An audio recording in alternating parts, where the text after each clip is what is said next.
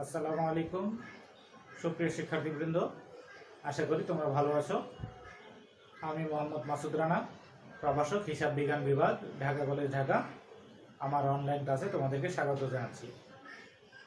আজকে আমরা বিবিএ তৃতীয় বর্ষ এর advance financial accounting accounting for partnership business এর উপরে ক্লাস পরিচালনা করব। তোমরা জানো এই চ্যাপ্টারের উপরে আজকে আমাদের ধারাবাহিক চতুর্থ ক্লাস। এর আগে আরও 3টি ক্লাস এই চ্যাপ্টারের উপরে হয়েছে এবং বিশেষ করে গত ক্লাসে আমরা পার্টনারশিপ বিজনেস একটা ফিনান্সিয়াল স্টেটমেন্ট তৈরি করতেছিলাম, যার রিকোয়ারমেন্ট 1 অর্থাৎ প্রিপারেশন অফ ইনকাম স্টেটমেন্ট, এইটা আমরা গত ক্লাসে দেখেছি। এছাড়াও এই অঙ্কের মধ্যে আরও 3টা রিকোয়ারমেন্ট ছিল, সেই রিকোয়ারমেন্টগুলো আমরা আজকে দেখব। যেহেতু একই অঙ্কের দ্বিতীয় অংশ, অর্থাৎ এমনিতেই অ্যাকাউন্টিং ক্লাস ধারাবাহিক না দেখলে বুঝতে পারা কঠিন হয়, আর যেহেতু একই অঙ্কের দ্বিতীয় অংশ আমরা আজকে ক্লাসে করতেছি, সেই হিসাবে প্রথম ক্লাস অবশ্যই তোমাদেরকে দেখতে হবে যদি তোমরা এই ক্লাসটা বুঝতে চাও। এই জন্য আশা করি সবাই প্রথম ক্লাস অর্থাৎ তৃতীয় ক্লাসটা দেখেছো, আর কেউ যদি না দেখে থাকো অবশ্যই তৃতীয় ক্লাসটা দেখে তারপরে এই ক্লাসটা দেখার চেষ্টা করবা। যেহেতু তোমাদের সুযোগ আছে আগের ক্লাসগুলো দেখার, আমাদের ডিপার্টমেন্টের ফেসবুক পেজে সবগুলি আপলোড করা আছে, প্রয়োজন হলে তোমরা আবার ওখান থেকে দেখে এই ক্লাস দেখতে পারো। তাহলে চলো আমরা শুরু করি। যেহেতু এটা একটা প্রবলেম সলিউশন, আমরা একটা ফিনান্সিয়াল স্টেটমেন্ট সলিউশন করতেছি, আর অঙ্ক বোঝার জন্য কিন্তু অঙ্কের যে প্রবলেমটা এটা বুঝতে পারা সবচেয়ে জরুরি। এবং আমরা এই অঙ্কটা গত ক্লাসে দেখেছি, তো যেহেতু গত ক্লাসে দেখেছি হয়তো আবার আমাদের মনে নেই, আজকে আবার আমরা অঙ্কটা আবার প্রবলেমটা একটু দেখে নিই। Problem 14, the following is the trial balance of black, white and green partnership as on June 30, 2004. একটা ট্রায়াল ব্যালেন্স আমাদের দেওয়া আছে, এখানে ডেবিট পাশের অ্যাকাউন্টগুলো দেওয়া আছে এবং ক্রেডিট পাশের অ্যাকাউন্টগুলো আলাদা দেওয়া আছে। তাহলে ডেবিট পাশে দেওয়া আছে purchase, sales return, sales discount, investment, cash in hand, notes receivable, account receivable, inventory July 1, 2003, that means beginning inventory. এরপর ডেবিট পাশে দেওয়া আছে আরও direct labour, depreciation expense building, depreciation expense plant, trade and general expense, interest on loan, repair, office building, patents, agents' salaries, goods sent to consignment, bad debt expenses, plant and machinery, drawings এর মধ্যে আছে black, white এবং green আলাদাভাবে দেওয়া আছে, advertising expense, caring expense. এবং credit পাশে যে অ্যাকাউন্টগুলো দেওয়া আছে ক্যাপিটাল আলাদা আলাদা ব্ল্যাক, হোয়াইট এবং green, sales, purchase return, accounts payable, allowance for bad debts. এবং এই পাশে দেওয়া আছে royalty on প্যাটেন্টস,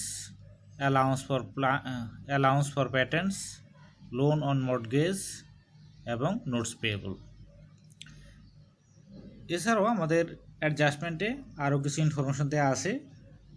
the following adjustment are to be made on June 30, 2004. A, the inventory at the end is টাকা 32,250, তার মানে ক্লোজিং ইনভেন্টরি। Goods worth টাকা 2,500 have been destroyed by fire. A claim to the extent of টাকা 2,100 has been admitted by the insurance company.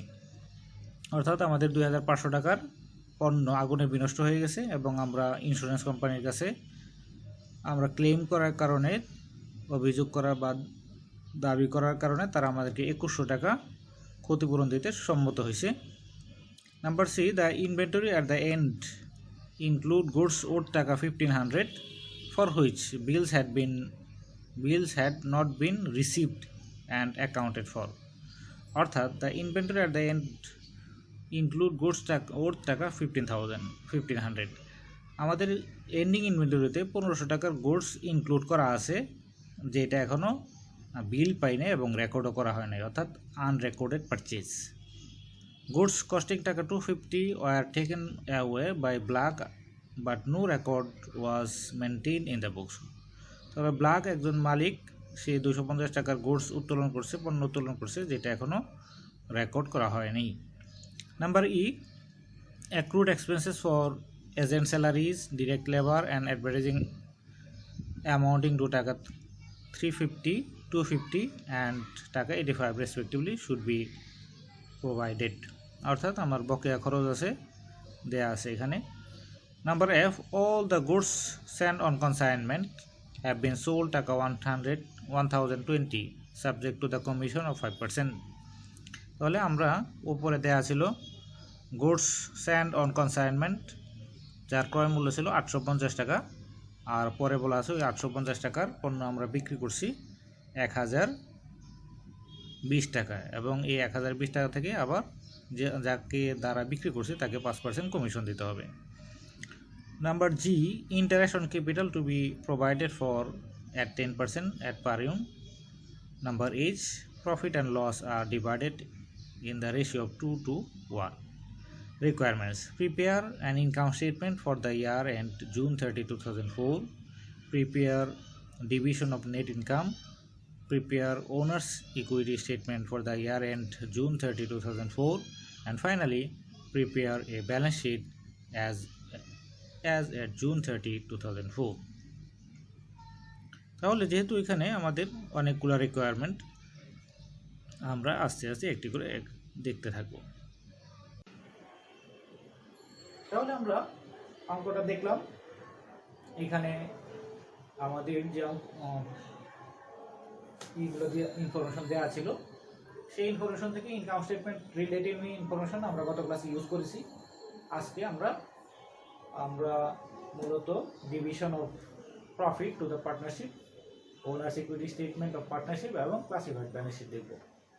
আর এইগুলো করার জন্য আমাদের সবচেয়ে গুরুত্বপূর্ণ আইটেম যেটা আমাদের এই অঙ্কে সরাসরি দেয়া নেই, যে ইনফরমেশনটা, সেটা হচ্ছে net income.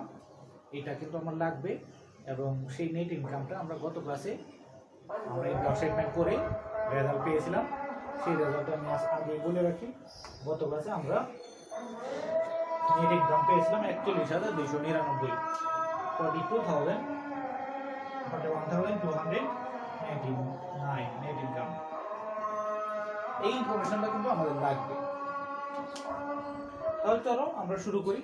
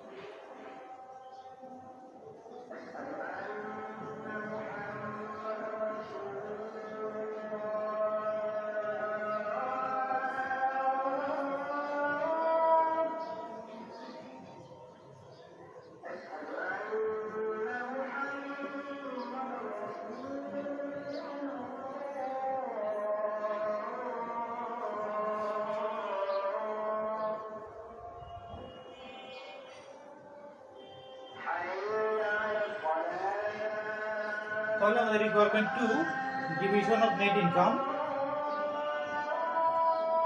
Particulars black, white, green and total. আমাদের ইনকাম ইন্টারেস্ট অন ক্যাপিটাল, আমাদের এখানে বলা ছিল অ্যাডজাস্টমেন্ট জি তে বলা ছিল interest on capital is to be provided for a 10% per annum। অর্থাৎ ইন্টারেস্টের ক্যাপিটালের উপরে 10% ইন্টারেস্ট দেওয়া হবে। তাহলে এটা আমাদের পার্টনারদের পাওনা, যে তাদের যে ক্যাপিটাল আছে তার উপরে তারা ইন্টারেস্ট পাবে, সেটা আমরা তাদেরকে ডিস্ট্রিবিউশন করে দিব।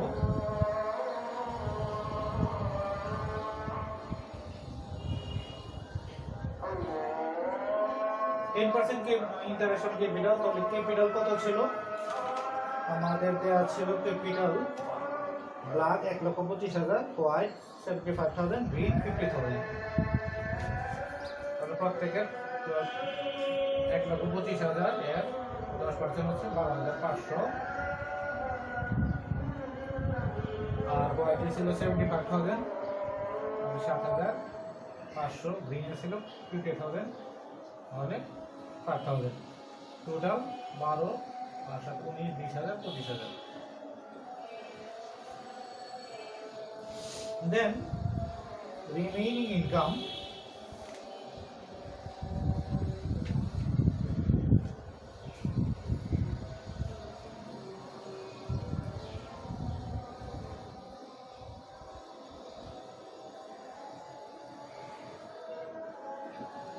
আমাদের 41,299 ছিল ইনকাম, নেট ইনকাম। এখান থেকে আমরা 25,000 দিলাম এজ এ ইন্টারেস্ট। আমার রিমেইনিং ইনকাম এটা আমরা এখন ভাগ করে দিব। তোমরা জানো আমরা প্রফিট অ্যান্ড লস অ্যাকাউন্টে যে প্রথম ক্লাস নিয়েছি সেইখানে আমরা ডিস্ট্রিবিউশন অফ ইনকাম অর্থাৎ লাভ লোকসান বন্টন হিসাব করেছি। লাভ লোকসান হিসাব বন্টন হিসাবে তোমরা জানো যে ওখানে আমরা কি করতাম, লাভ লোকসান বন্টন হিসাবে শুরুতেই আমরা একটা নেট ইনকাম নিয়ে আসতাম, যে net income from income statement.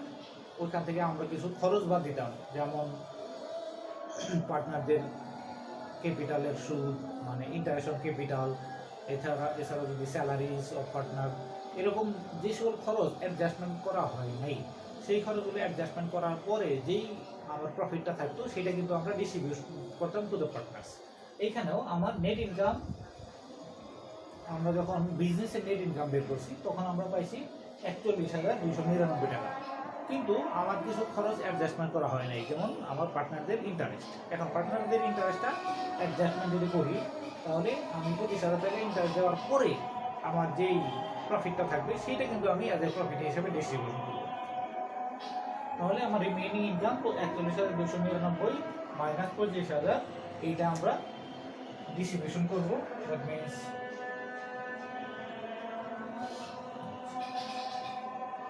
16,299।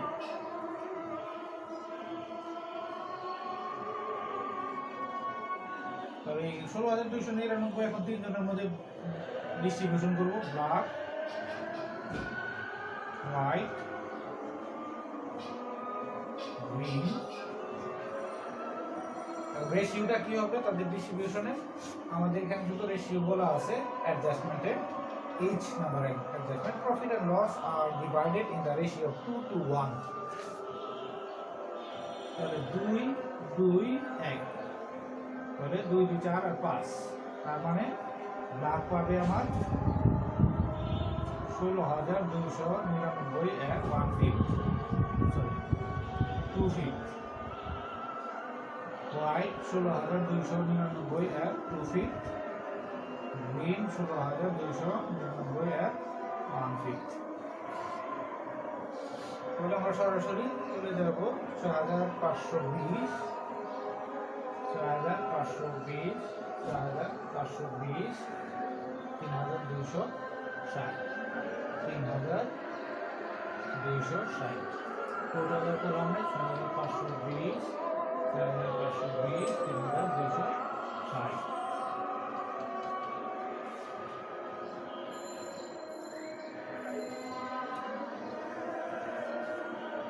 এখানে যোগ করলে হবে আমার টোটাল ফিগারটা 41,299। এর মধ্যে গ্রিন পাচ্ছে 8,260, হোয়াইট পাচ্ছে 13,000, 14,020, আর ব্ল্যাক পাচ্ছে 12,618, 19,020।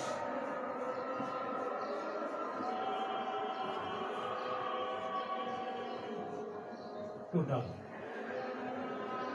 তাহলে প্রফিট এন্ড লস ডিস্ট্রিবিউশনে আমরা আমাদের নর্মাল ইনকাম স্টেটমেন্টে যে প্রফিট হবে সেখান থেকে পার্টনার্সদের যদি কোনো পাওনা বাকি থাকে যেটা অ্যাডজাস্টমেন্ট করা হয় নাই, সেই পার্টনার্সদের পাওনা আগে পরিশোধ করে তারপরে যে আমার প্রফিট থাকবে রিমেইনিং প্রফিট সেটা আমরা ডিস্ট্রিবিউট করবো অ্যাজ এ প্রফিট। এরপর আমাকে বলছে স্টেটমেন্ট অফ ইকুইটি, অর্থাৎ পার্টনারদের ক্যাপিটাল অ্যাকাউন্টটাই এটা ইকুইটি ফর্মে মানে ওনার্স ইকুইটি স্টেটমেন্ট ফর্মে করতে বলছে।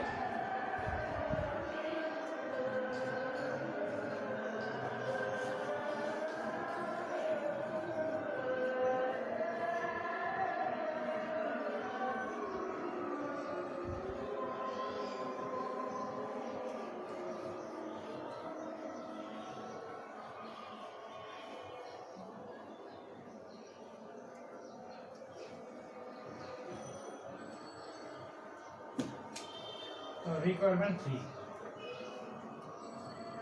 3 ছিল আমার prepare owners equity statement for the year ended June 30, 2004। Owners equity statement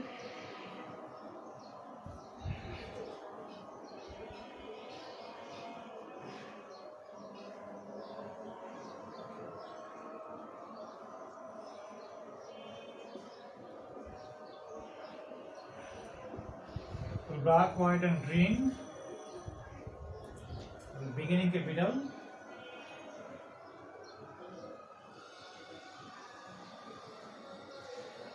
আচ্ছা এখানে ডেট যদি আমরা দেই হবে June 30, 2004।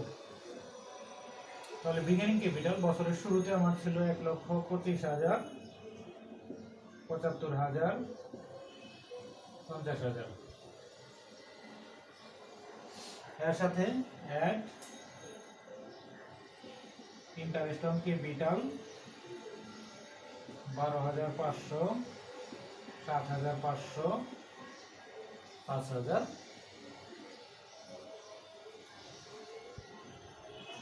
Add net income all net ইনকামের অংশ, দ্যাট মিনস ব্ল্যাকের অংশ ছিল 6,520, হোয়াইট 6,520, গ্রিন 3,260।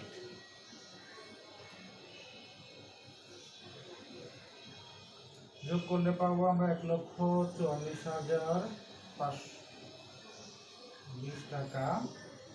এখানে 89,020।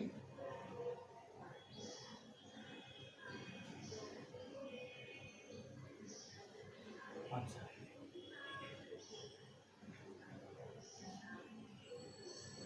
আমাদের একটু মিস্টেক হয়েছে, সেটা হলো ওই প্রপোর্শনটা মেনটেন করার জন্য। যদিও আমাদের 2:1 ছিল, 2:1, তো 2:1 করলে আমাদের 6,520, 6,520 এবং 3,260, মানে টোটাল হয়ে যায় 16,300।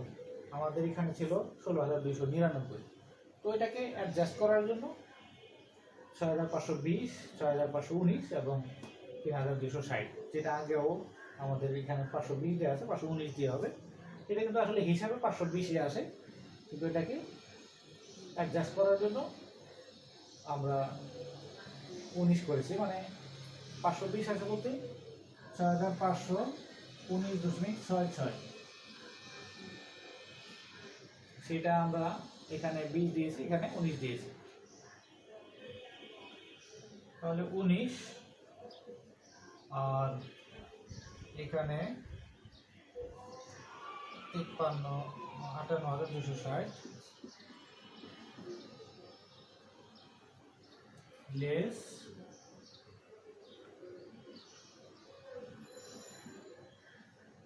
ড্রয়িংস,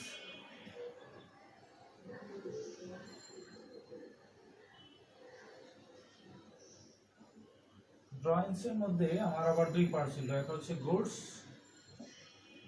গুডস ড্রয়িং এ শুধুমাত্র ব্ল্যাক 250 টাকা ড্রয়িং উত্তোলন করেছিল, আর ক্যাশ ক্যাশ হিসেবে উত্তোলন করেছিল 15,000, হোয়াইট ছিল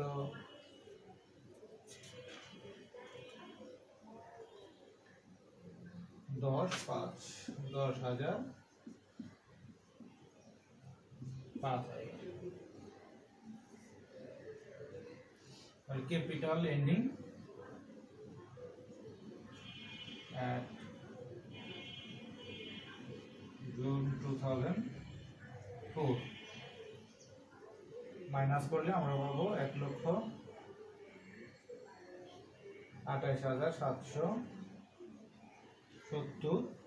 এখান থেকে 79,019, 5,000 মাইনাস করলে 53,260।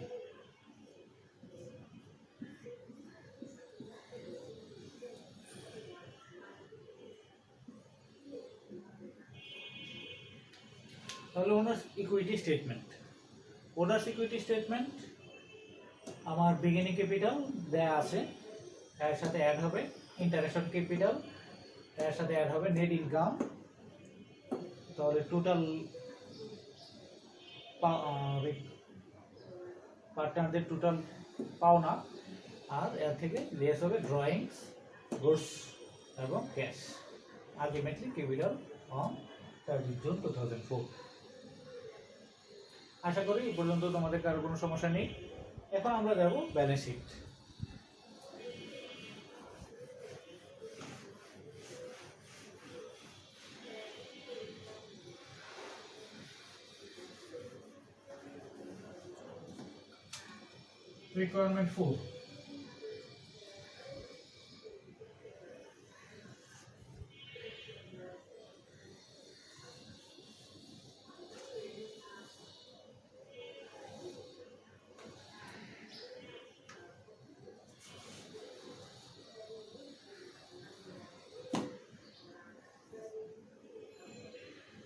Requirement 4, balance sheet.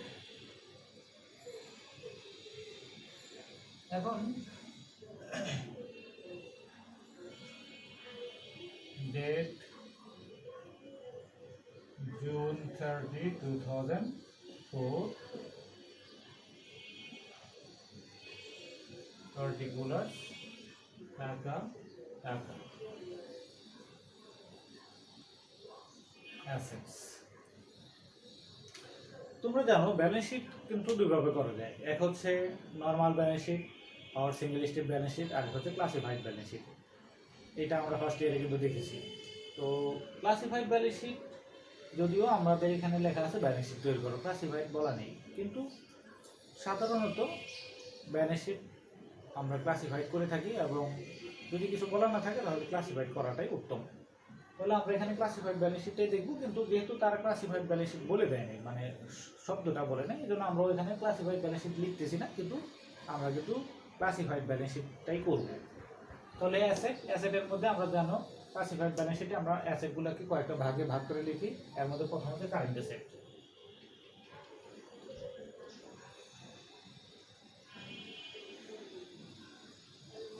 তাহলে কারেন্ট অ্যাসেট কি সেটা আর নতুন করে বলার প্রয়োজন নেই।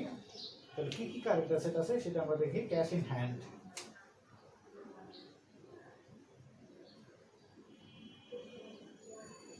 ক্যাশ ইন হ্যান্ড দেওয়া আছে 26,430।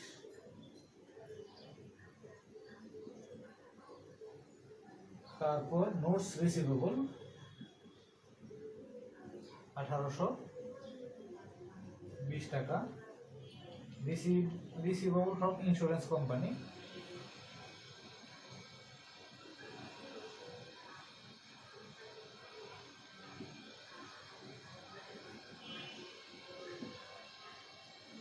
টাকা। রিসিভেবল ফ্রম ইন্স্যুরেন্স কোম্পানি এটা কিন্তু ছিল আমাদের লস অন ফায়ার, 2,500 টাকা আগুনে পড়ে গেছিল, এর মধ্যে আমরা ইন্স্যুরেন্স কোম্পানির কাছে দাবি ক্লেম করেছি, তারা আমাদেরকে 2,100 টাকা দাবি পূরণ করেছে, অর্থাৎ তারা আমাদেরকে দিবে। তাহলে সেই 2,100 টাকা এখানে আমরা কারেন্ট অ্যাসেটে নিয়ে আসলাম। কনসাইনমেন্ট পার্সোনাল অ্যাকাউন্ট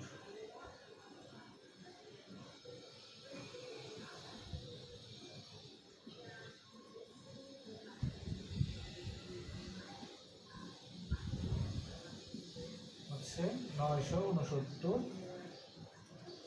এই কনসাইনমেন্ট পার্সোনাল অ্যাকাউন্ট বলতে আমরা চালানি কারবারে যে পণ্য প্রেরণ করেছিলাম সেখানে আমরা বিক্রি করেছিলাম 1000 কত টাকা, 20 টাকা, 1020 টাকা আমরা বিক্রি করেছি। এখন সাবজেক্ট টু 5% কমিশন, অর্থাৎ যে বিক্রি করেছে তা সে 5% কমিশন পাবে। তো 5% কমিশনে সে 51 টাকা পাবে। তাহলে আমরা তার কাছে বাকি টাকা কিন্তু আমরা পাবো। তাহলে এই যে 969 টাকা এটা আমরা তার কাছে পাই, তার কাছে পাও না, এটাও আমাদের one type of account receivable. সেই কনসাইনমেন্ট পার্সোনাল অ্যাকাউন্ট বলতে সেটাকেই বোঝানো হচ্ছে যে আমরা চালানি কারবারের প্রেরিত পণ্য বাবদ 969 টাকা পাবো, account receivable as line. Then account receivable, account normal account receivable আমার দেয়া আছে 52,350 টাকা। তারপর মার্চেন্ডাইজ ইনভেন্টরি অর্থাৎ ক্লোজিং ইনভেন্টরি আর এন্ডিং ইনভেন্টরি,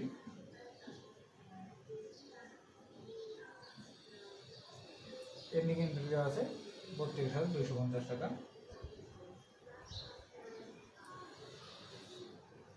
এই হচ্ছে আমার total current asset.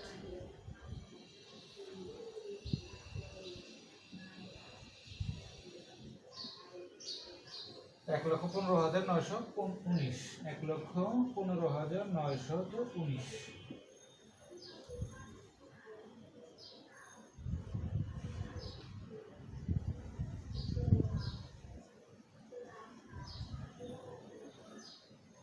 Then long term investment, আমরা জানি যে ক্লাসিফাইড ব্যালেন্স শিটে আমরা অ্যাসেটগুলোকে 4টা ভাগে ভাগ করি।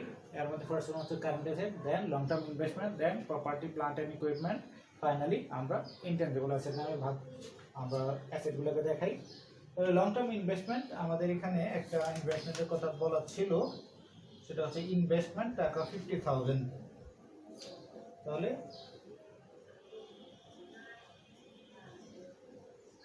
Investment 50,000, then property plant and equipment, property plant and equipment এর আন্ডারে আমার সম্পদগুলো আসবে অর্থাৎ ফিক্সড অ্যাসেটগুলো আসবে। এখানে আছে বিল্ডিং,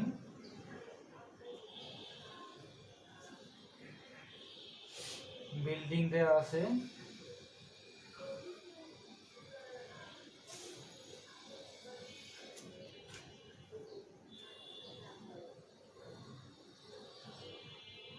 বিল্ডিং 95,820,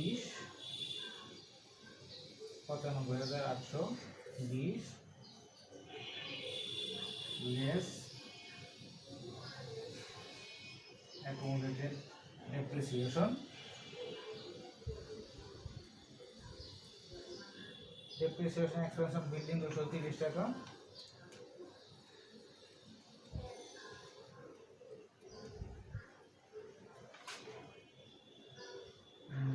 সরি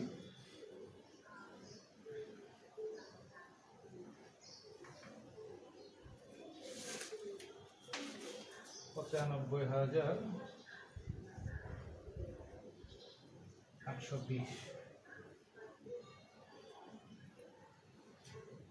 আমাদের যেহেতু ডেপ্রিসিয়েশন অন বিল্ডিং এটা আমাদের কিন্তু ট্রায়াল ব্যালেন্সের ভিতরে দেওয়া ছিল, যেহেতু ট্রায়াল ব্যালেন্সের ভিতরে দেওয়া ছিল এটা অ্যাডজাস্টমেন্টে ছিল না, তার মানে এটা সমন্বয় করার পরে আমার বিল্ডিংয়ের ব্যালেন্স হচ্ছে 95,820 টাকা। যদি আমাদের ডেপ্রিসিয়েশন কথা অ্যাডজাস্টমেন্টে বলা থাকতো তার মানে এটা রেকর্ড করা হয় নাই, তখন আমরা এই বিল্ডিং থেকে ডেপ্রিসিয়েশনটা মাইনাস করে দেখাতাম। তো যেহেতু আমাদের এখানে ডেপ্রিসিয়েশন অন বিল্ডিং ট্রায়াল ব্যালেন্সের ভিতরে অর্থাৎ আফটার অ্যাডজাস্টিং আমাদের বিল্ডিংয়ের ব্যালেন্স হচ্ছে 95,820, কাজে এটাকে আমরা এই ফিগারেই দেখাবো। দেন আমার প্লান্ট অ্যান্ড মেশিনারি,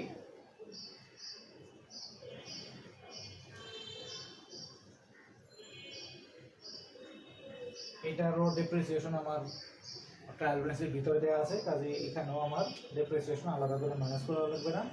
তাদের মেশিনারি ব্যালেন্সে আছে 30,000, তাহলে টোটাল 1,25,820। এই ছিল আমার প্রপার্টি, প্ল্যান্ট এন্ড ইকুইপমেন্ট। আর then finally intangible assets. Intangible asset, অস্পর্শনীয় সম্পত্তি। আমার অস্পর্শনীয় সম্পত্তি দেওয়া আছে patent.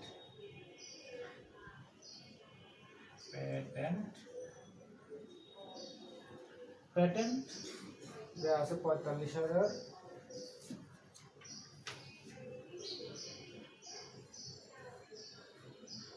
Patent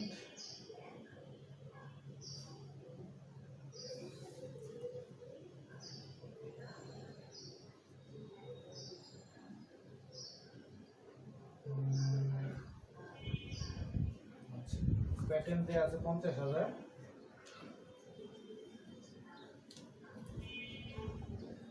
less allowance for patent 5,000।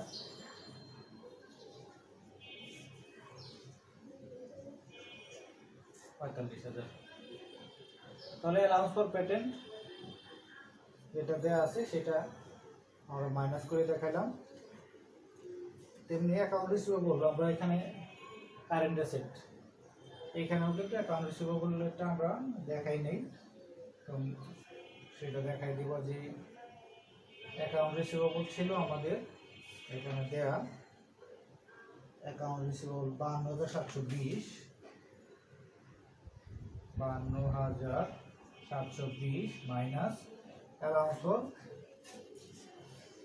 আমাদের ট্রায়াল ব্যালেন্সে ক্রেডিট পাশে দেওয়া ছিল অ্যালাউন্স ফর ব্যাড ডেট 370, এটা মাইনাস করে আমাদের 52,350 হয়েছে। তাহলে টোটাল অ্যাসেট যদি আমরা যোগ করি তাহলে আমরা পাবো 3,36,739 হচ্ছে আমার টোটাল অ্যাসেট।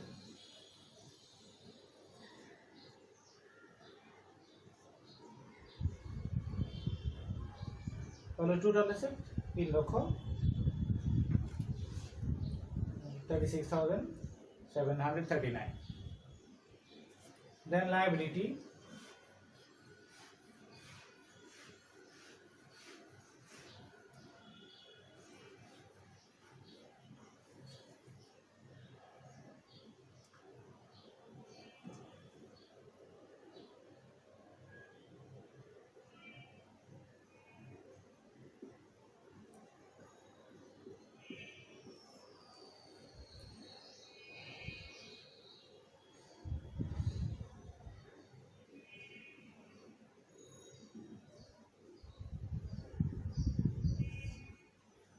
Current liabilities. তাহলে কারেন্ট লায়াবিলিটিস আমার কি কি দেওয়া আছে? অ্যাকাউন্টস পেয়েবল আমার দেওয়া আছে 22,155।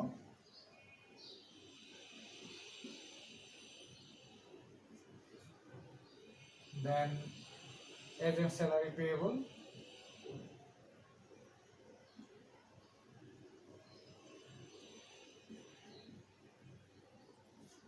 350। আমাদের কিন্তু অ্যাডজাস্টমেন্টে কিছু খরচ বকেয়া আছে, এই কথা বলা ছিল। ওখানে একটা অ্যাডজাস্টমেন্টে 3টা খরচের কথা বলা ছিল। এজেন্ট স্যালারি ছিল, অ্যাডভার্টাইজমেন্ট এবং ছিল ডিরেক্ট এক্সপেন্স। তাহলে ওই যে খরচ বকেয়া ওগুলো আমার কারেন্ট লায়াবিলিটি, এই সবগুলোই আমার এখানে আসবে। তাহলে ডিরেক্ট লেবার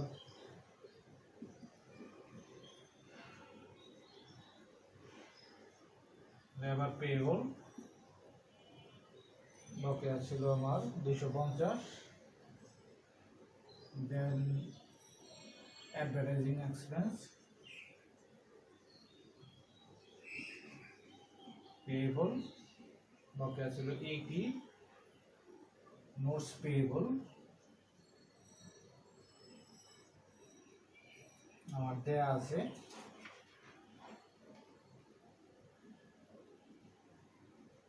নোটস পেয়েবল দেওয়া আছে 7,000। এই নোটস পেয়েবল কিন্তু এটা লং টার্ম লায়াবিলিটি হতে পারে, আবার কারেন্ট লায়াবিলিটি হতে পারে যদি আমার মেয়াদ দেয়া থাকে। কখনো কখনো নোট পেয়েবলের মেয়াদ মোর দেন 1 ইয়ার্স হয়। যখন মোর দেন 1 ইয়ার্স হবে তখন আমার নোট পেয়েবল আমার লং টার্ম লায়াবিলিটিতে যাবে। যেহেতু আমাদের এখানে নোটস পেয়েবল দেওয়া আছে 7,000, কিন্তু এটার মেয়াদ বলা নেই এটা কবে পরিশোধ করা হবে। তো সাধারণত যদি মেয়াদ দেওয়া না থাকে সেটাকে আমরা কারেন্ট লায়াবিলিটি হিসেবে ধরি। তাহলে total current liability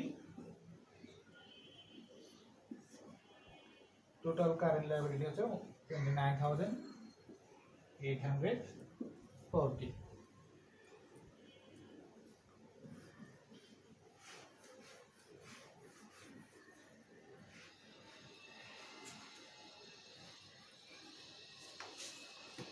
Then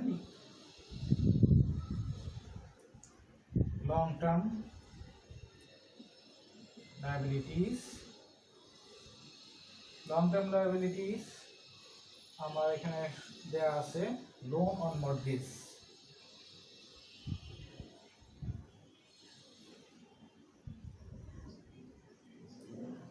loan on mortgage দেয়া আছে 45,850।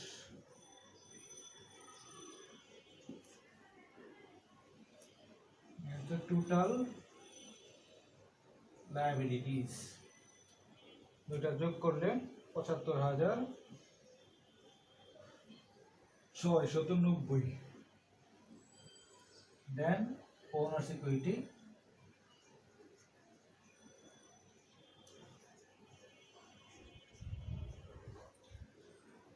সিকিউরিটি আমার ব্ল্যাক, হোয়াইট and গ্রিন, তিন ধরনের ওনার সিকিউরিটি আমরা ওখান থেকে ওনার সিকিউরিটি স্টেটমেন্ট থেকে যদি নিয়ে আসি তাহলে 1,28,770, 79,019, 53,260। Total 2,61,049। Total liability and owner security 3,36,739।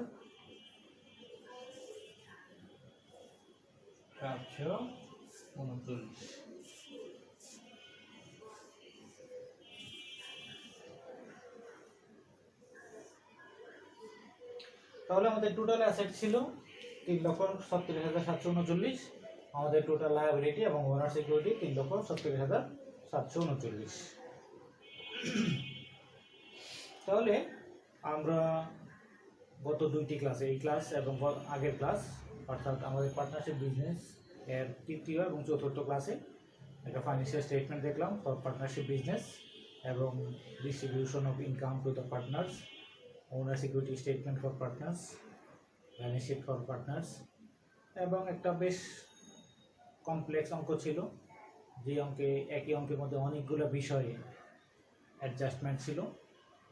তো আমরা আশা করি তোমরা বুঝতে পেরেছো। তোমরা আরও প্র্যাকটিস করার চেষ্টা করবা। এই ক্লাস রিলেটেড যদি কোনো প্রবলেম হয় তাহলে কমেন্টে জানাবো অথবা সরাসরি ফোন করেও জিজ্ঞেস করতে পারো। তোমাদের আগামীর দিনগুলো আরও সুন্দর হোক এবং খুব শীঘ্রই আমরা ক্লাসরুমে আবার একত্রিত হতে পারি সে আশায় আজকে এই পর্যন্ত। আসসালামু আলাইকুম।